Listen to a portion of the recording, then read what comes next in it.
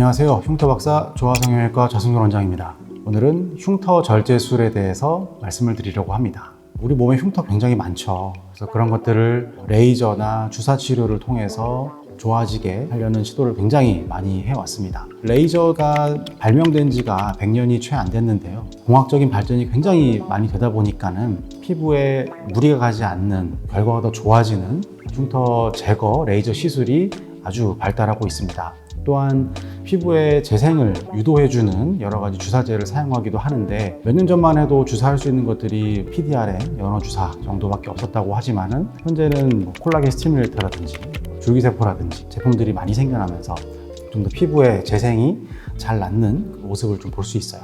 하지만 그럼에도 불구하고 절제술을 고려하는 경우가 있습니다. 피부보다 더 깊은 층, 얕은 근막층, 깊은 근막층까지 이어진 여러 층에 걸친 흉터가 있을 때에는 피부에서만 하는 시술로는 그런 유착을 풀어줄 수가 없습니다. 그렇기 때문에 흉터 부분을 절개를 해서 내부에 있는 유착을 모두 박리를 해주고 피부가 긴장 없이 잘 붙을 수 있도록 미세 봉합을 해주는 것이 반드시 필요하겠습니다. 이런 부분들을 바늘을 통해서 서브시전을 할 수도 있지 않느냐 라고 말씀을 하시지만, 그런 것들이 효과도 좀 떨어지고 내부에 트라우마 존이 생길 수 있기 때문에 흉터 절제술이 이런 경우에는 꼭 필요하다라고 말씀드리고 싶습니다. 또한 웬만하면 피부가 가지고 있는 긴장선과 평행인 흉터인 경우에는 오히려 레이저를 해서도 좋아질 수 있겠지만, 수술로 한 번에 흉터를 절제해 줌으로 인해서 더 빠르고 좋은 결과를 얻을 수 있다고 생각을 합니다. 흉터가 이미 잘 봉합이 되고 재형성이 잘 끝나서 그냥 흰 선상에 잘 관리된 흉터다 라고 하면 그런 것들이 오히려 더 절제술 후의 결과가 좋다고 생각을 합니다.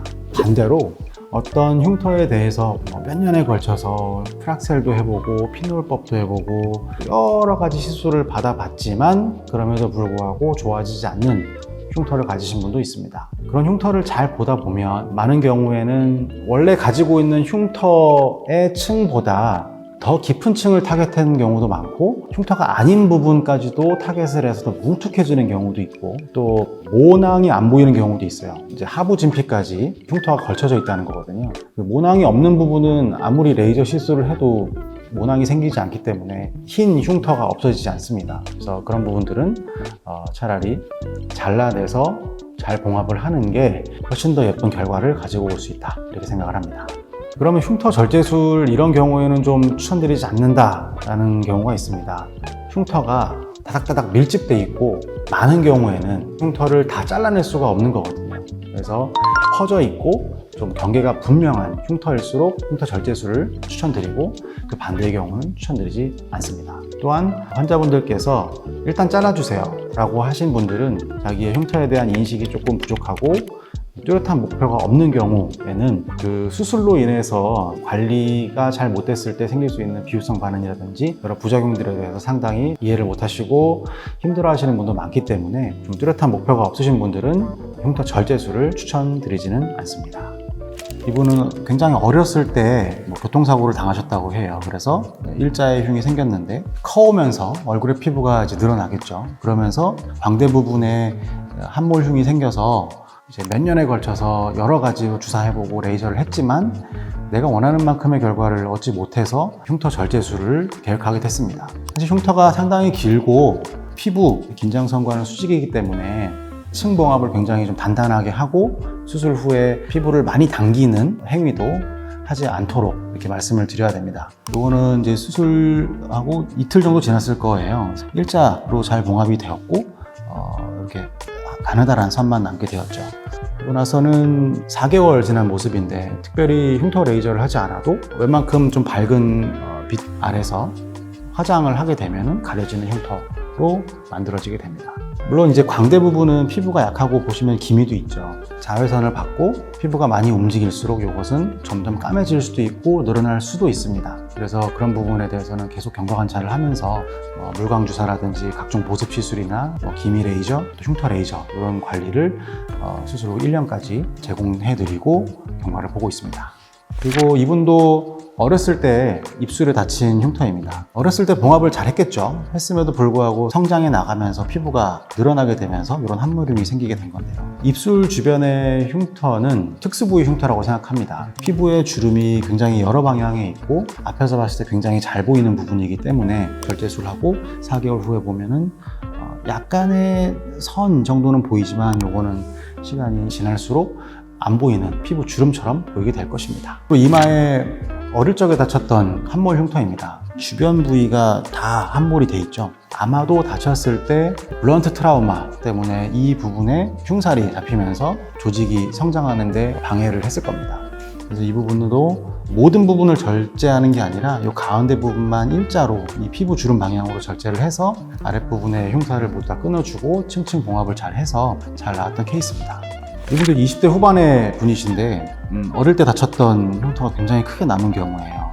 실제로 피부 주름과는 수직 방향이기 때문에 흉터가 많이 남았겠죠. 레이저를 했을 때도 그렇게 만족할 만한 결과가 나오지 않을 거라고 생각을 했습니다. 그래서 하얗게 된 흉살 부분만 절제를 해줬습니다. 실밥을 뽑은 직후의 모습인데요. 직후의 모습이라서 약간 좀 붉은기는 있지만은 흉터 시트 잘 붙이고 피부 많이 늘어나지 않도록 3-4개월 정도 유지시키면은 다시 이전처럼 흉터가 크게 나오지 않을 거라고 예상을 했습니다. 이분도 이제 턱에 상당히 오래전부터 남은 이제 T자의 흉터예요. 턱 근육이 뭉치는 모습을 보였고 팔경근, 목 근육까지 상처가 들어가 있어서 표정을 지을 때마다 이 부분이 뿔쑥뿔쑥하고 올라오는 모습을 보이고 이 흉터 옆쪽에 가시고기선이 상당히 드러나 있는 분입니다.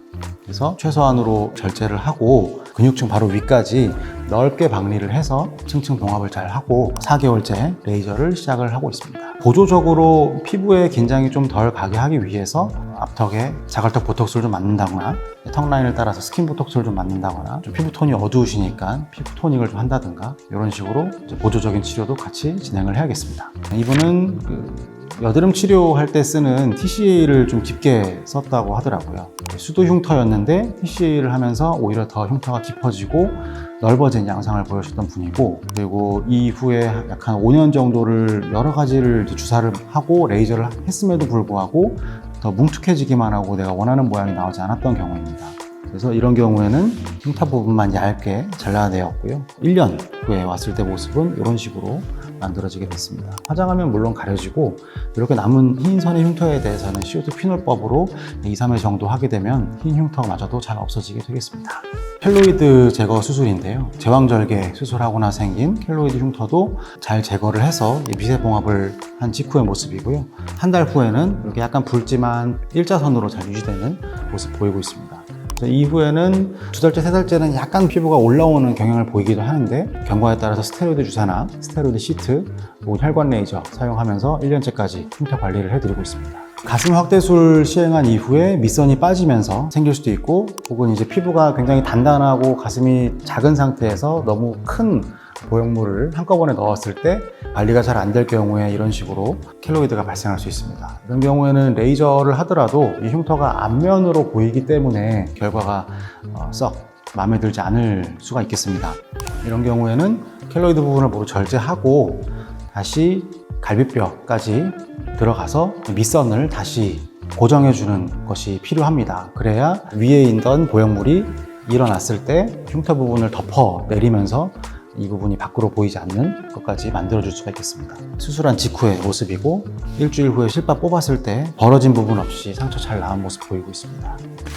이분은 이제 태국 분이신데 어렸을 때 사고를 당했다고 해요. 눈 밑에 이렇게 눈물꼬랑이랑 눈 아래쪽으로 긴 흉터가 있어서 레이저 치료를 해달라고 왔는데 실제로 이 부분의 흉터가 그렇게 넓진 않았어요. 눈밑 꺼짐이 좀 심하고 눈물꼬랑이 많이 도드라지고 우측에 비해서 좌측이 더 처진 모습이 많기 때문에 차라리 눈밑 팔자보건술을 해서 앞볼을 올려주고 피부를 많이 올리게 되면 찝힌 부분을 더 눈꺼풀 쪽으로 올려줄 수 있기 때문에 흉터가 좀 더 좋아질 수 있다 라고 설명을 해서 수술을 했습니다. 실제로 약간의 함몰 부분이 있지만 비율성 반응이 보이진 않아서 단순히 이 부분만 치료한다고 해서 흉터가 좋아질 것 같다라고 이렇게 체감을 하긴 좀 어려울 것 같다 생각을 했습니다. 그래서 수술을 들어가 보니까 역시나 이제 유착이 되어 있던 부분은 아마 그 부분으로 절개를 해서 이제 눈뼈 골절을 티타늄 플레이트와 스크루로 고정을 해놓은 부분이 있는 것 같더라고요. 이 유착 때문에 양쪽이 비대칭이 심해지는 모습을 보였습니다. 그래서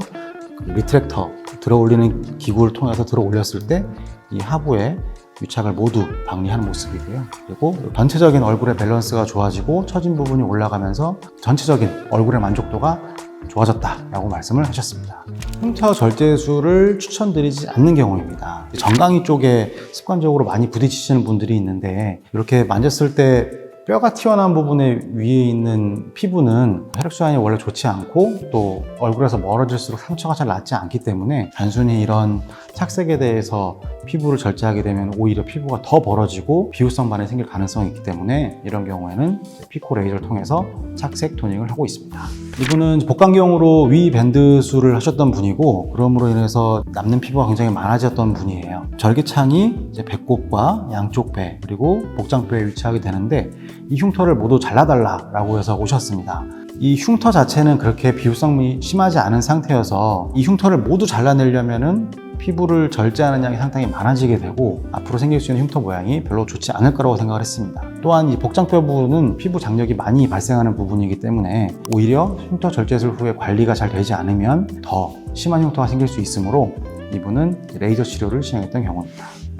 팔에 담뱃불이나 불똥이 튀어서 화상이 생겼던 분입니다. 이 부분을 이제 절제술을 해달라고 오셨는데 흉터를 잘 확대해서 보면 약간 착색 부분이 있고 비율성 부분은 거의 없고 CO2 피노를 통해서 흰 선을 조금씩 지워주는 방향을 택했습니다. 1회차만으로도 상당히 흉터가 호전된 모습 보여주고 있습니다. 이분은 코 밑에 동그란 흉터를 가지고 계셨던 분이에요. 어렸을 때 교통사고를 당해서 피부가 전층이 다 떨어져 나갔다고 하더라고요. 사타구니에서 피부 이식을 떼놓은 상태입니다. 사실 이 부분을 모두 절제할 수는 없거든요. 근데 전체적인 얼굴의 비율을 봤을 때는 이제 인중도 길고 하기 때문에 차라리 이제 인중 축소 테크닉과 인중골을 만들어 주자. 그렇게 되면 이 흰 흉이 많이 올라가고 좀 당겨지기 때문에 덜 보일 수가 있다. 이렇게 말씀을 드렸습니다. 그래서 인중 축소술과 인중골을 만드는 수술을 하였고요. 이 흰선에 대해서는 레이저 피노를 진행했습니다. 실밥 뽑은 직후이기 때문에 일주일째 사진인데 원래 보이던 흉터가 줄어든 모습 보여주고 있습니다. 이제 1년째 환자가 보내온 사진인데 앞에서 보였던 동그란 흉터는 많이 사라지고 약간의 선만 남아서 이 부분은 레이저를 통해서 흰선을 없애줄 예정입니다. 이분은 2년 전에 인중 축소 수술을 하셨는데 비주 밑부분으로 하얀 가시고기 흰선의 흉터가 남으셨던 분이에요. 그래서 이 흉터 레이저를 해달라고 오셨던 분인데 사실 인중 축소 자체도 많이 되지 않았고 또 인중골도 아직 밋밋한 상황이기 때문에 이런 경우에는 흉터를 포함해서 다시 한번 인중 축소 그리고 인중골 만들어주는 수술을 진행을 했습니다. 4mm 인중 축소를 진행을 했습니다. 지금 아직 피부 봉합을 하지 않은 상태인데 진피층의 봉합만으로도 이렇게 피부가 잘 끌려오는 모습 보여주고 있고 인중골 만들어줌으로 인해서 비주도 이제 제 자리를 잡음으로써 예쁜 모습 보여주고 있습니다. 그리고 이전에 입꼬리 수술도 하셨었는데 인중 축소가 덜 되어서 입꼬리 수술을 한 부분이 잘 드러나지 않았는데 인중 축소를 확실하게 해줌으로써 이전에 했던 입꼬리 수술의 결과도 다시 나타나는 그런 모습 보이고 있습니다.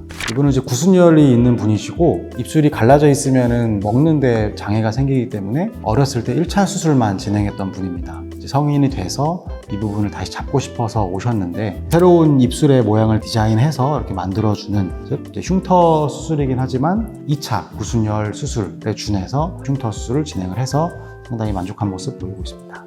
오늘은 사례를 통해서 흉터 절제술에 대해서 알아보는 시간을 가졌습니다. 단순히 일자로 봉합할 수 있는 경우도 있고 흉터 자체를 타겟하기보다는 얼굴 전체적인 비율을 만들어주면서 흉터가 덜 부각되게 하는 방법이 있을 수도 있습니다. 이것도 마찬가지로 상당히 좀 프리스타일 기법을 가진 수술법이라고 생각을 하기 때문에 일률적인 수술 방법은 아니라고 생각을 합니다. 그래서 온라인 상담이라든지 홈페이지 답변을 최대한 제가 드릴 수 있을 만큼 드리고 싶지만 실제로 사진에 담긴 단편적인 모습으로는 그 부분의 이제 굴곡이라든지 피부의 질감이라든지 어떤 치료를 지금까지 하셨고 어떻게 다치셨고 또 표정을 지었을 때 어떤 흉터의 모습이 보이는지 전체적인 얼굴 비율이 어떤지 이런 걸 전체적으로 고려를 해야 어떤 부분은 수술이 필요하고 어떤 부분은 시술이 더 나을 것 같고 이런 결정을 할 수 있는 것 같습니다. 흉터 절제술에 대해서 궁금하신 사항이 있으시면 진료실에서 다시 뵙도록 하겠습니다. 감사합니다.